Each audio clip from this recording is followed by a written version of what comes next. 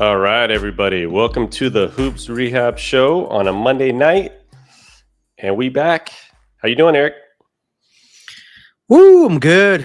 Sigh of relief after that Luka injury from Saturday, but things are pretty good. How about yourself? Yeah, as us collective Laker fans, when we got that text and we kind of saw the injury, all the fear was going on all day until we found out that it was merely a knee contusion. But we'll get into that as we kind of get the show going. But how you doing, Eric?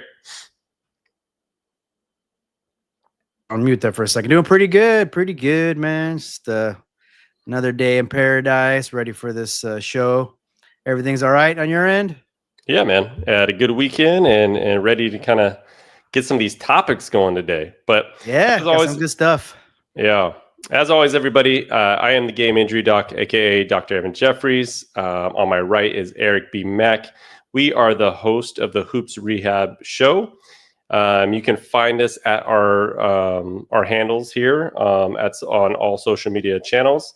And then we have the YouTube page for the Hoops Rehab Show. Please subscribe. That way you can be notified when we're going live and when we're uploading any content. And then we have the pod that will be released after the show, and you can find that wherever you get your pod. But let's get this cracking.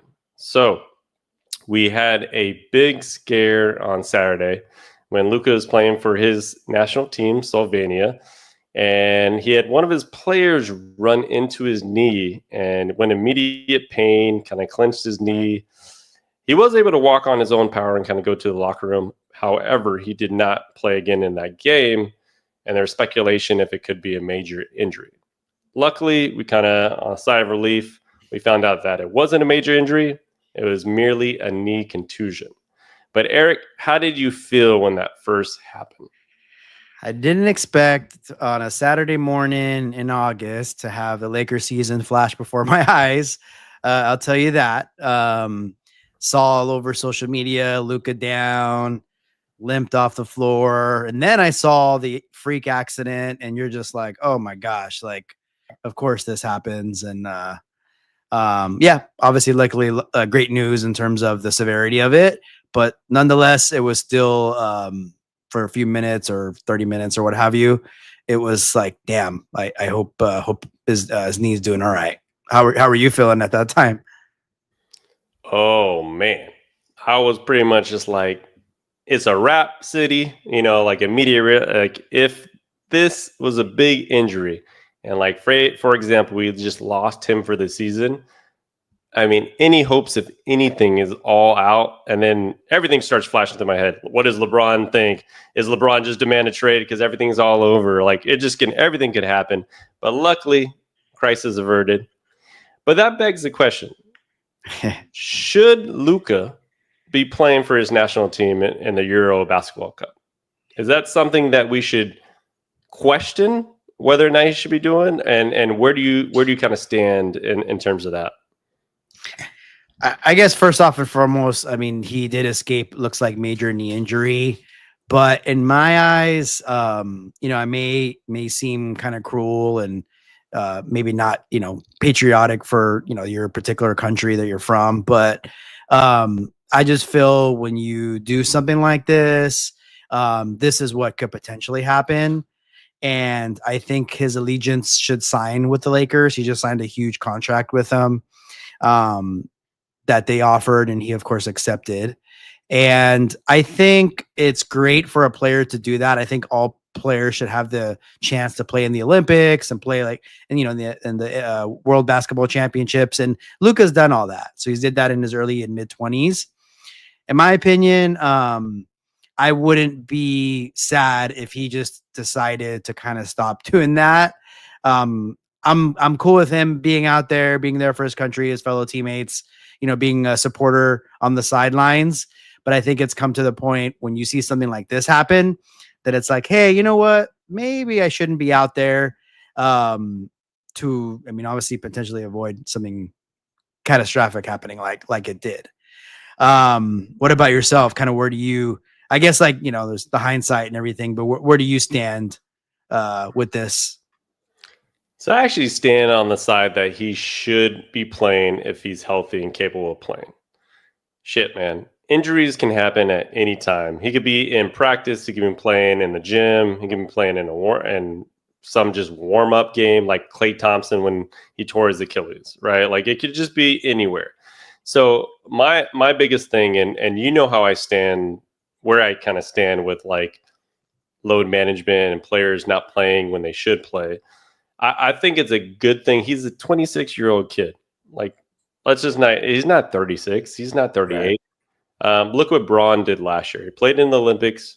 He played all the way through that. He played all the way through the season and was able to play the majority of games this year. So he wasn't really worn down by the Olympics. And I also think that Luka is now in a totally different body frame, and he has to get used to that before he plays for the Lakers. Like he's at a totally different. He's lost what, 31 pounds. His body looks totally different. He needs to learn how to pick up the speed on defense, which you've seen some clips, and it's like guys making steals, getting blocks, staying with people on defense. So I think I err on the side of let him play. You know, if you're healthy, you should be able to play. Definitely some great points. I mean, the only thing I'm thinking though is you said a couple of key phrases like worn down, and the Lakers were very worn down against Minnesota in the playoffs. And so we'll never know, right? We'll never know if LeBron, if he didn't play in the Olympics, would he have been fresher heading into the playoffs? Maybe not, right? He still had to go through an 82 game season.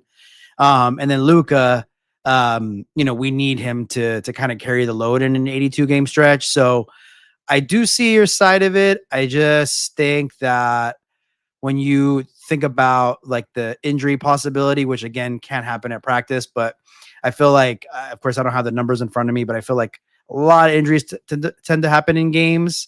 So, I mean, I take it he'll be out for the rest of this run, right? I mean, for Luka, or did he say he's going to come back? No.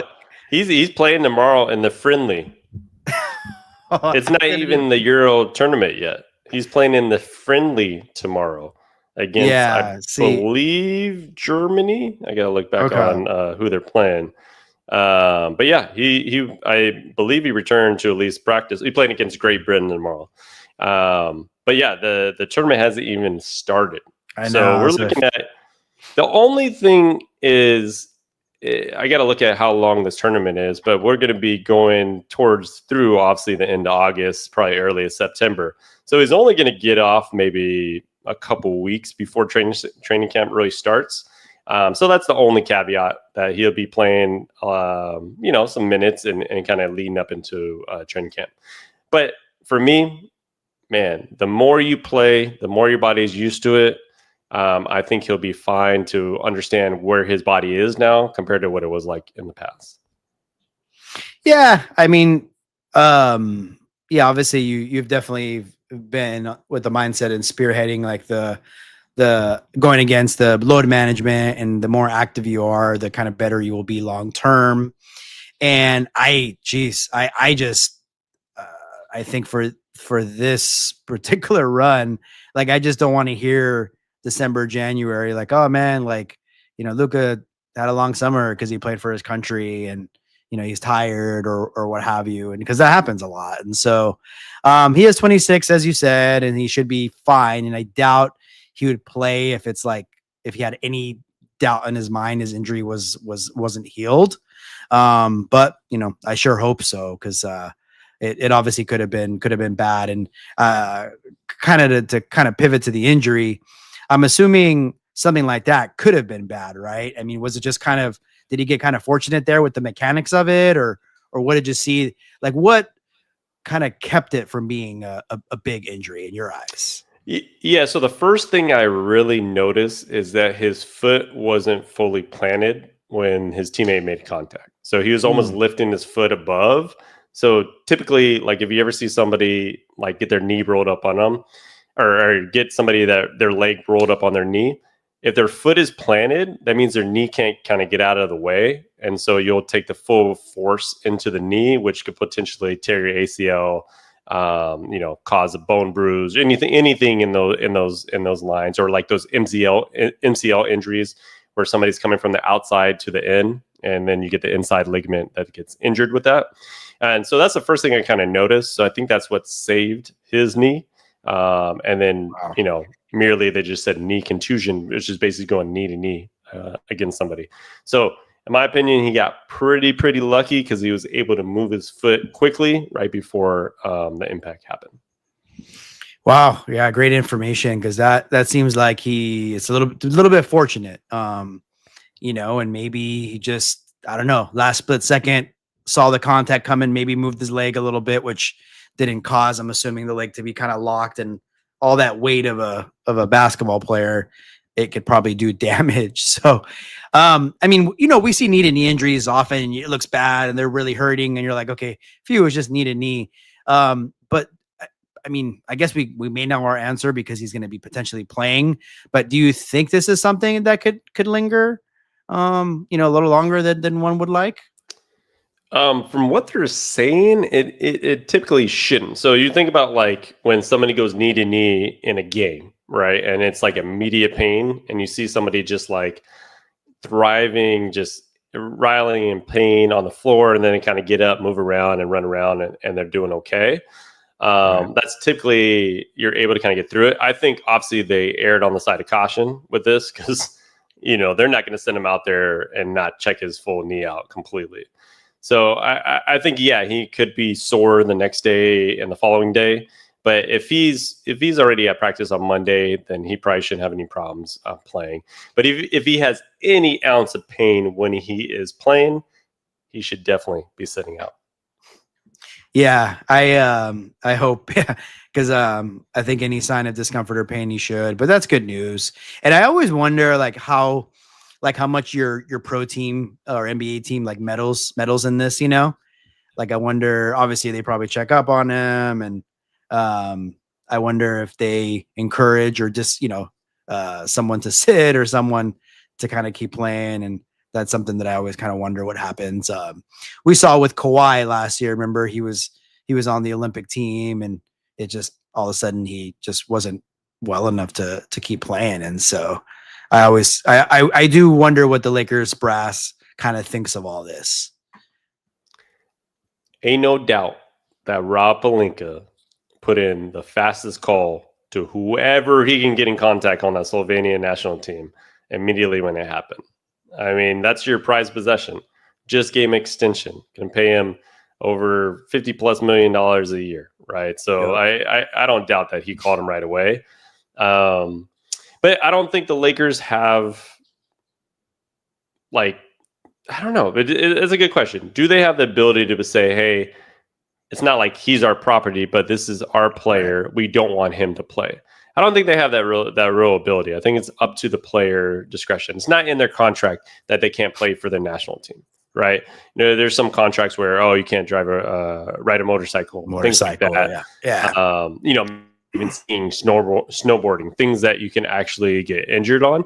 I don't think basketball is one of them. And so it's really up to the player to decide whether or not he wants to do that. Yeah, I'd imagine, especially someone at his level, are not going to put those kind of clauses in there. I don't know, maybe if there was someone that's very injury prone and things like that. But yeah, obviously they have the like you said, snowboarding or motorcycle accident. And if they get hurt with some kind of freak accident, that contract could be voided. But in this case, he's playing basketball. He's been doing it for a long time for them. And so, but hopefully he stays healthy, man. Cause it's funny because I kind of thought the same thing. I was like, oh man, what is LeBron going to think? What's going to happen? Is he going to get traded? So, but all is well in Lakerland, and at least he's healthy, and hopefully he just comes back after this tournament healthy. Yes. So the Euro basketball tournament is from August 27th to September 4th. Right. So then they'll basically essentially get off a couple of weeks right after that. But luckily, he escaped any major injury. So that is key. But I mean, I think, what did he have? 26 points in the first half? Did he? Yeah. I mean, dude is just balling out of control, and definitely is going to be in a revenge season. You guys that are in the YouTube live stream or the Twitter live stream, please drop some comments and let us know what you think about this Luka injury. What are your feelings on whether or not he should play, or you don't have any problems with it, like the way I feel about it, that he actually should be playing because he needs to test out his new body. Let us know. Drop some comments there, and we'll kind of get to them by the end of this show. All right, so let's get to our next topic of conversation. We're going to switch a little bit to the NFL. But Eric, did you see the interview of Dillion Gabriel after he kind of was, okay as a quarterback in the first preseason game? Yeah, I didn't. I originally saw the backtracking before I saw the kind of what happened, and so yeah, it's interesting. If I guess it's a lot of people think that maybe that he was taking a little bit of a jab at Shedeur, because we know he, unfortunately wasn't able to play due to injury, and so Gabriel got pretty much a lot of the reps this weekend, and so yeah, I don't know. He could have been messing around. He said it was like that he was talking about the media or something like that. But sounds like someone told him like, "Hey man, you got to go correct that," and he just came up with something. So his exact quotes at the halftime or before halftime was when they were just asking about the entertainment factor. He was like, "Yeah, it's just part of it. There's entertainers and there's competitors, and I totally understand that. But my job is to compete, and that's what I'm focused on doing." And obviously, people kind of went a little crazy on Twitter and the internet talking about who he's referring to as an entertainer should be Shedeur Sanders, and him as a competitor. When they did a press conference after the game, he had to clarify everything, and he said that he was talking about the media being entertainers per se. I didn't really buy that. I felt that was like a low jab a little bit at Shedeur. Feeling like I think he's having some animosity about the fact that he's the 3rd round pick, and then they drafted Shedeur at the 5th round. Like he's not getting any attention at all in the Browns territory until he made this comment, right? So I don't personally think he was really trying to go after him, but I felt like he had to get a little chip off his shoulder there. Yeah, I mean Dillion Gabriel. Yeah, he was drafted the 3rd, and Shedeur in the 5th. So in most cases, it's like we'll probably give like the first crack to whom we drafted first, right? Or else it was only a few months ago, or else they would have drafted Shedeur first. So I'm sure, and then there's the attention to. I mean, this is the Sanders family, and yeah, he probably does just want to go out there and ball. But he's probably thinking like, man, like I'm already kind of behind just because of the name. And, he knows he's going to have to play that much better, to get the job. And I mean, at this point, it doesn't seem like either of them are going to get it. But I think it'll be just, they're talking about going with 4 quarterbacks, right? Or something like that, which is like, man. So Adam Schefter kind of confirmed that they're more than likely going to go with 4 quarterbacks on a 53-man roster team. So I personally don't know what the Browns are doing, because what kind of message does it show that you are keeping a Kenny Pickens when you drafted 2 quarterbacks in the 3rd and 5th round, and you obviously have Joe Flacco as your starter going into the season? So I personally don't know what the Browns are doing in general. Because from a lot of reports is that they weren't too thrilled with drafting Sanders at the 5th round, but they ended up just drafting him because they knew they just had to have a quarterback at some point and try to see if that will be a fit. Yeah, geez, I just noticed Tyler Huntley was also playing quarterback for the Browns. Yeah, they have 5 right now, but I mean, obviously, yeah, they can't keep 5. But even 4, though, I mean, rarely do you see a team keep 4. Obviously, I don't remember the last team that's kept 4 quarterbacks, but typically even teams don't even keep 3. Yeah, I mean, especially like 4. I mean, we'll see what happens with a couple of them, but it's not like you have like 4 absolute studs, right? And maybe that's part of it, is just like you hope that one out of those 4. I mean, we already know what it is with Flacco, obviously, but they're just hoping one of those two, I should say, just pan out, and they're just playing the numbers game. And he was a steal in the 5th round. And so obviously the injury is a setback for him too. I think if he would have got another crack at another preseason game or two and kind of showed out, he could have really elevated that quarterback room. But I guess that's part of it. They don't want to, for example, let him walk and then, him kind of get picked by someone else and he has a great career. But I think Kenny Pickett should be the odd man out, but I don't know. I guess it's that veteran leadership or whatever. But do you think that they should trade one of them, Dillion Gabriel or Shedeur Sanders, or is that something that you just get rid of Pickett and you have both those two fighting for the backup position? Yeah, the latter. I think there's nothing wrong with a little bit of young guys having a friendly competition for that 2 spot, for that backup spot, and which will be the starter by weeks 5 or 6, whatever we were looking at before.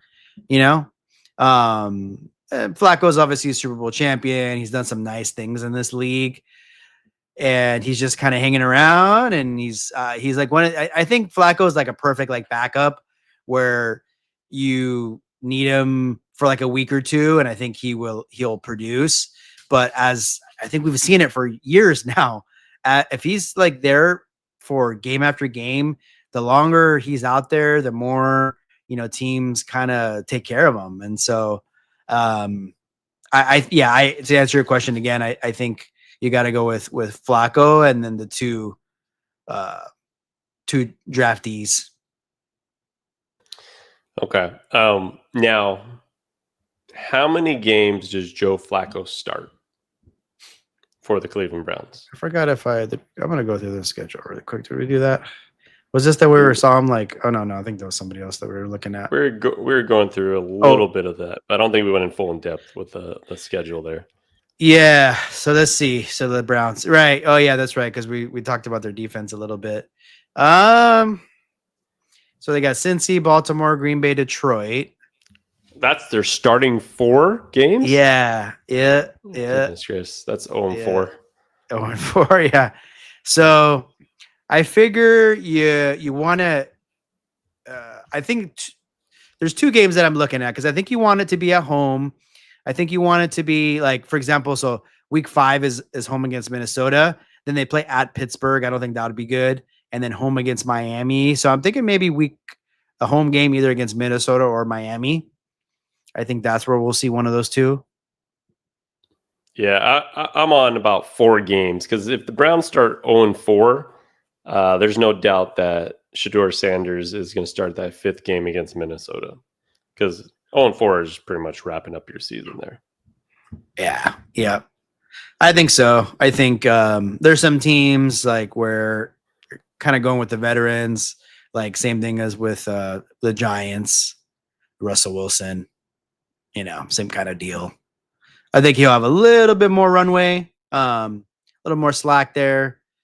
But I see similar, maybe week 9, week 10 in that situation, week 8.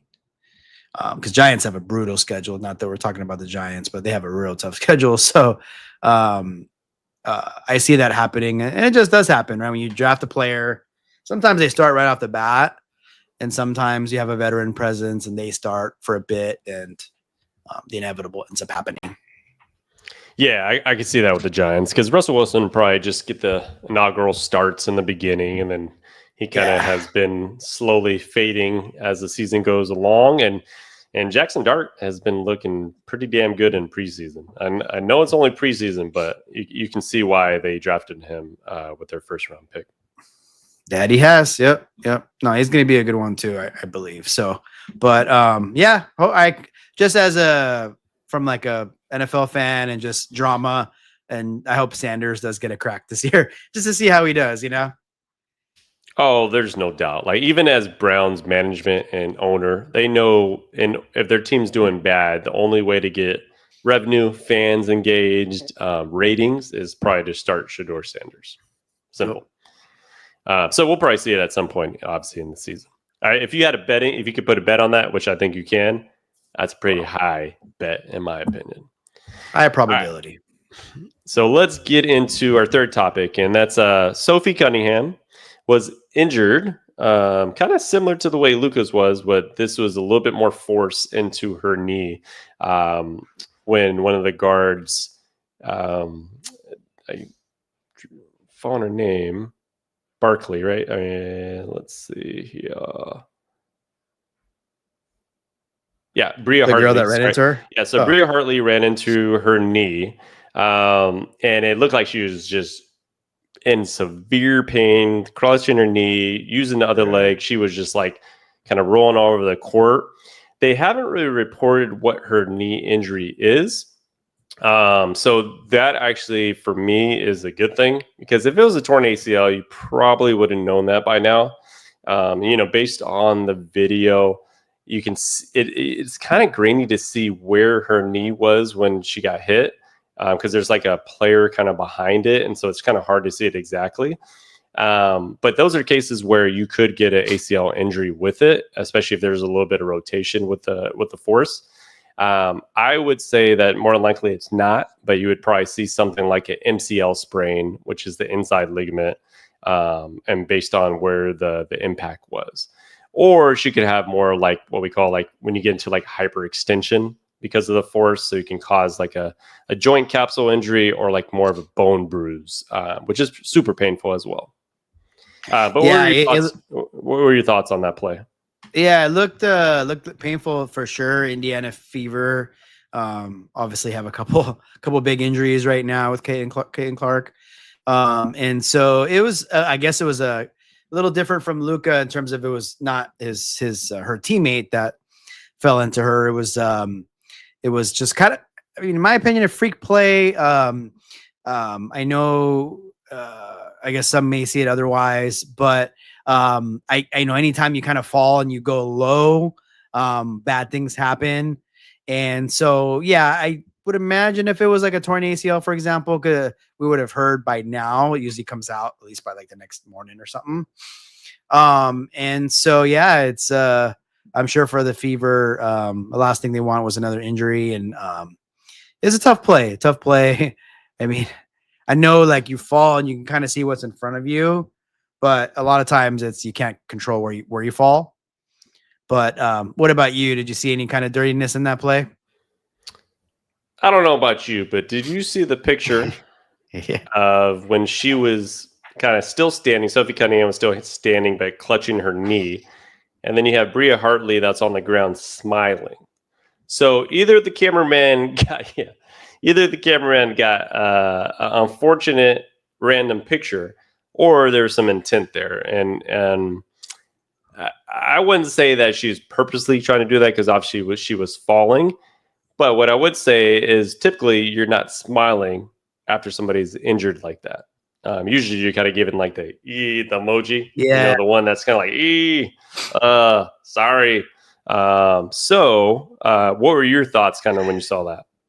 Yeah, she definitely gave her like a little evil laugh, evil smile. So it's like, you never know. It's like you could be caught like, ooh, it could be caught like in the wrong spot. And so it all adds to it, obviously, with you potentially thinking it's a dirty play, So, but at the end of the day, hopefully, Sophie does feel better and gets back on the floor quick.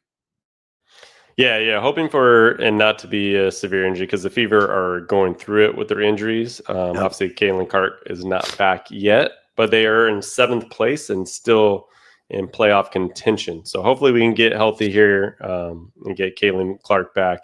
And also hopefully Sophie Cunningham does not have a major knee injury. And I think all the teams make it in the playoffs in the WNBA, right? I'm just kidding. There's not too many teams now, right? So they do take a lot of, but it's expanding, teams. Obviously.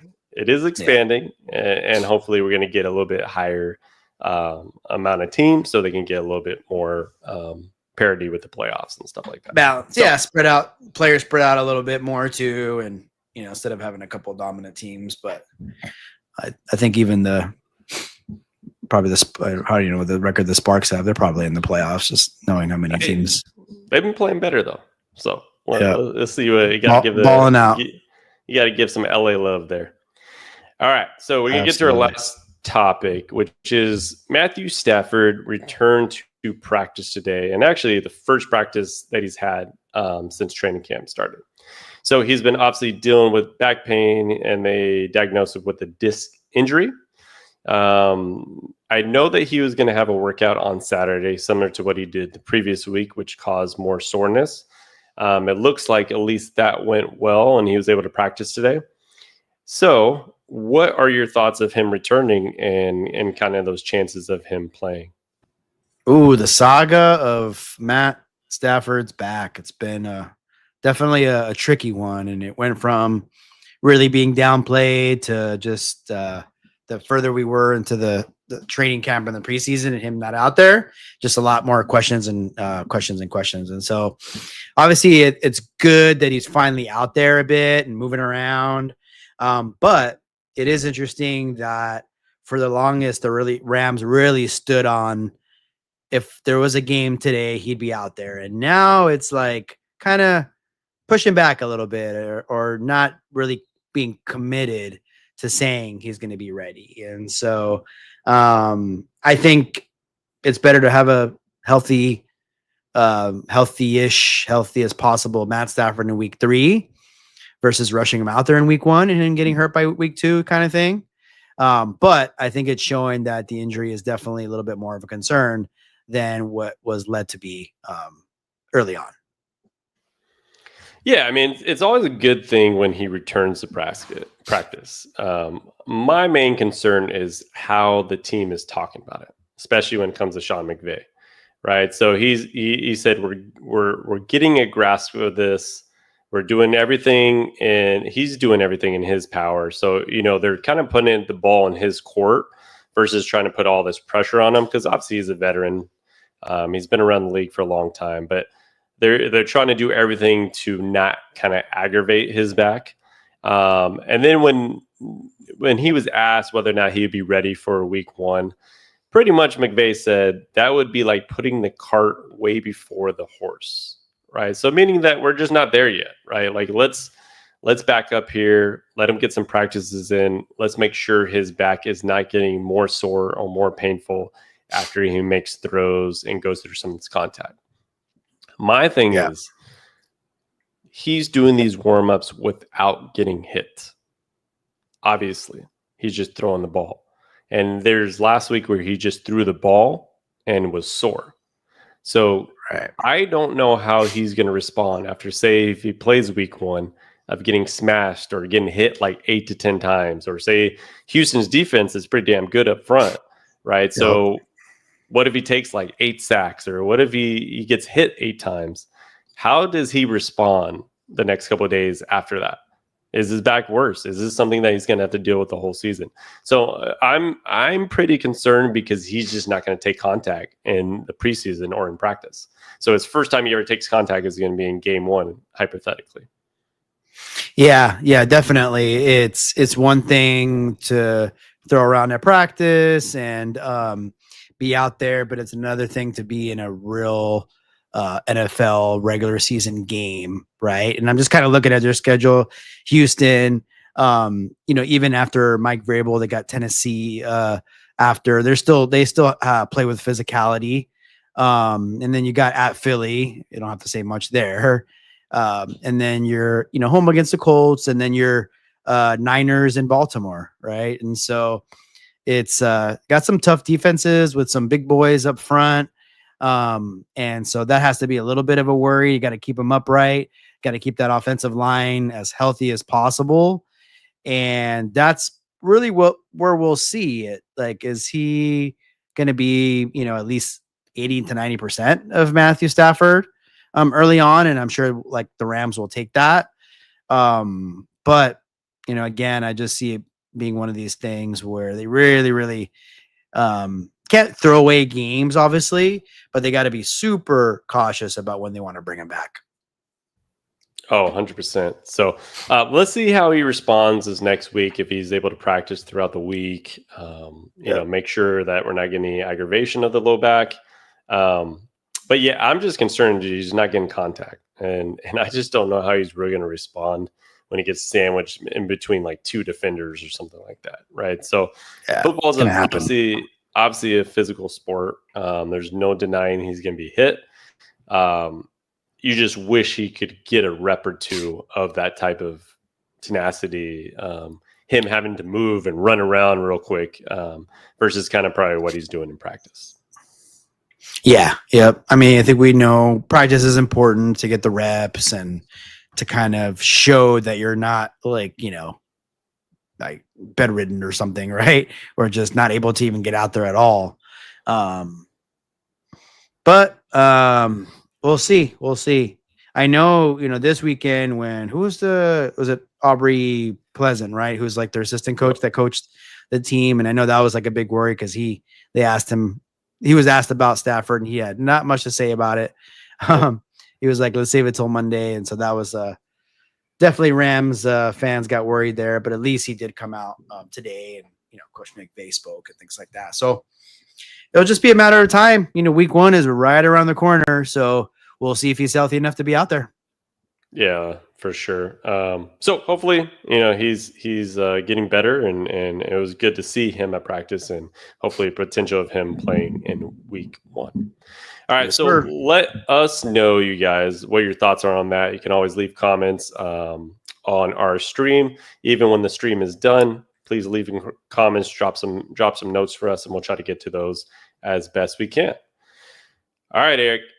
Do you have anything else for the show? Any last little comments, last little takes?